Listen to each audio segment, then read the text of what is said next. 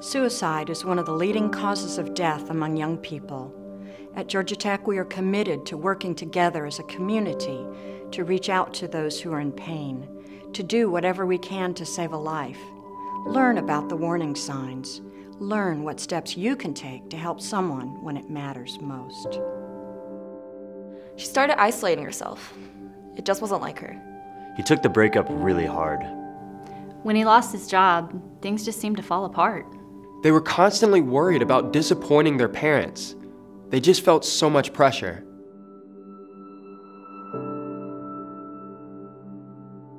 She became withdrawn.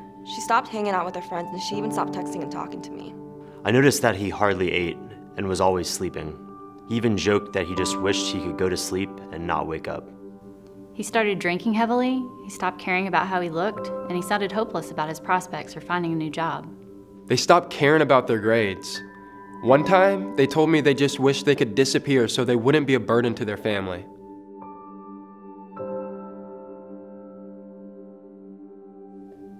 We are taught to be polite, to mind our own business, not to offend or intrude into people's personal lives. But when you see signs that seem to go beyond the typical stresses of college life, it's okay to talk to someone who might be in crisis. Don't be silenced by your fear of asking or saying the wrong thing. Find the words. Start the conversation.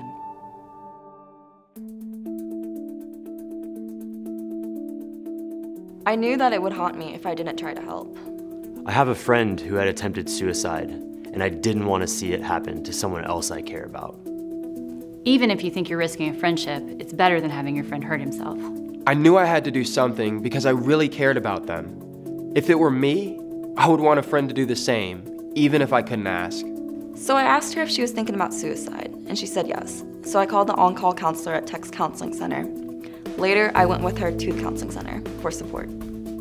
I shared that I'd had problems in the past, and I asked if he was comfortable talking to a counselor.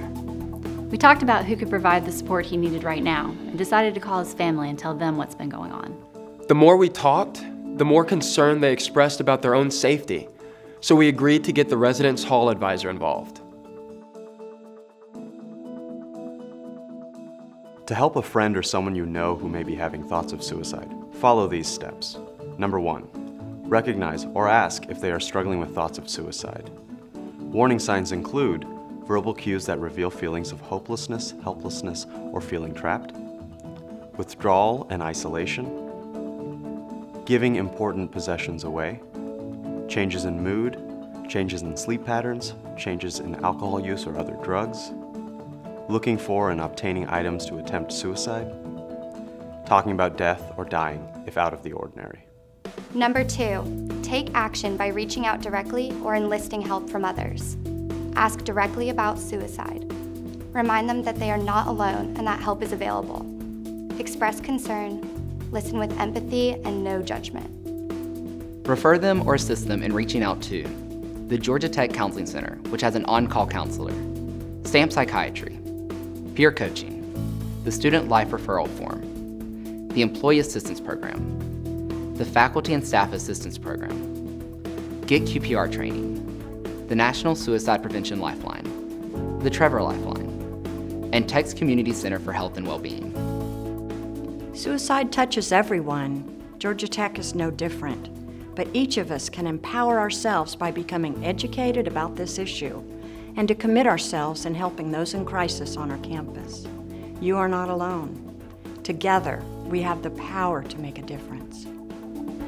We're all in this together.